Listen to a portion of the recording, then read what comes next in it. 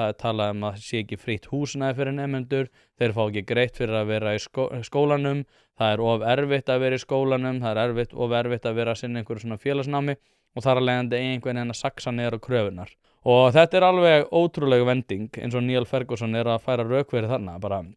hvað þið að gera annað heldur en að vera í námi? Og þá getur maður líka spurt sig, sem var endar spurning sem ég spurði samnemendum mína mjög oft, var að þegar þau voru að tala það að það ætti að saxa á kröfurnar og vera alltaf einhvern veginn að beita sig fyrir því að allir nemendur ættu að fá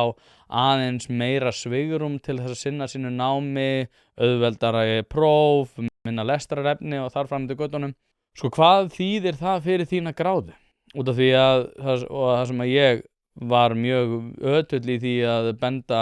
samnemendum mínum á var að í hvert skipti sem að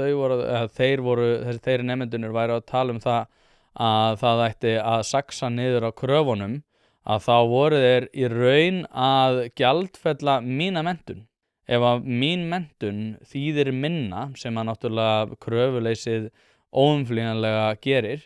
að þá þeir að saxa niður á því að mín menntun þýði eitthvað fyrir minn framtíðar vinnuveitanda.